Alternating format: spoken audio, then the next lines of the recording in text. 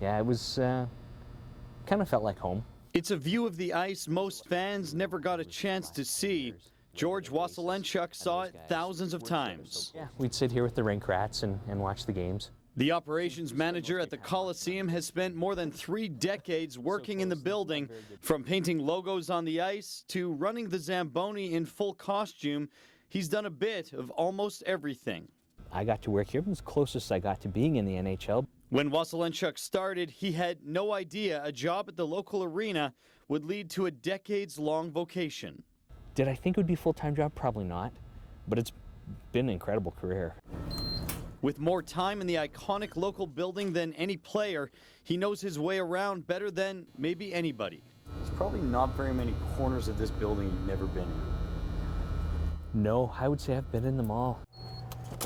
From the medical room that was once Peter Pocklington's private owner's suite. This used to all be one space. It had a bar, grand piano. To the secret locker room exit the team would send injured players out when they wanted to keep them away from the eyes of the fans and the media. Yeah. If they were able to walk up the stairs, they'd bring them up here, pull a vehicle up onto the cement here and sneak them out. Connor McDavid left the building, and I don't think anyone saw that. There's no pictures of him leaving the building. For Wasylenchuk, every room, hallway, and corner of the Coliseum has a memory and a story. The rookies would have to sit in the back corner by the door that went to the mechanical room, and every once in a while the mechanical room would flood a little bit from the kitchen. So there'd be water and rice rolling in through that door.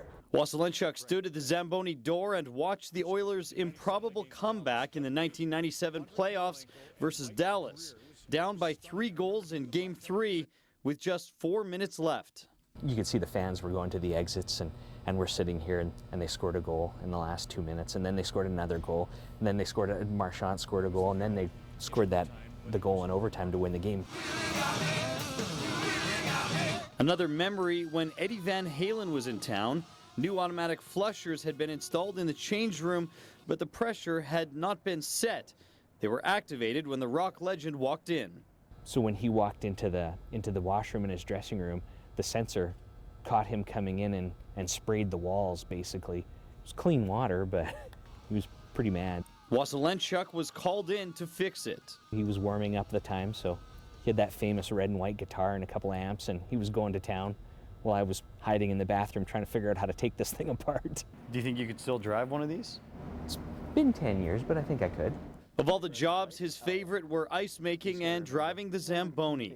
He still remembers the first time. I won't say that it was a perfect pass on the ice, but I missed a couple spots, I'm sure.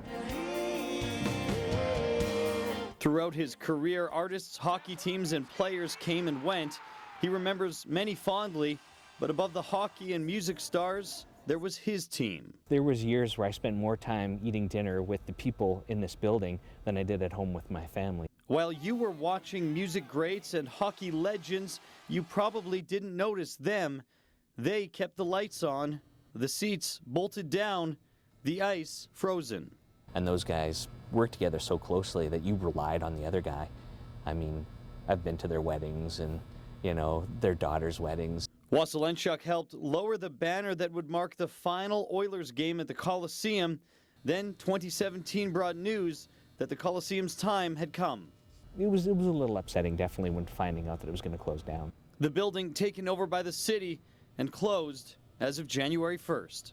I mean, it's kind of surreal because you never expected it to go away, but obviously you knew it was going to. As it all comes to an end, Wasylenchuk will remember countless moments, from historic snapshots in time experienced by thousands to special ones taken in by just a few.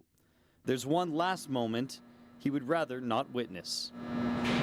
What's it going to be like, when you see the lights in here turn off one last time at the end of the year? Probably try not to be here when that happens. Bill Fortier, CTV News.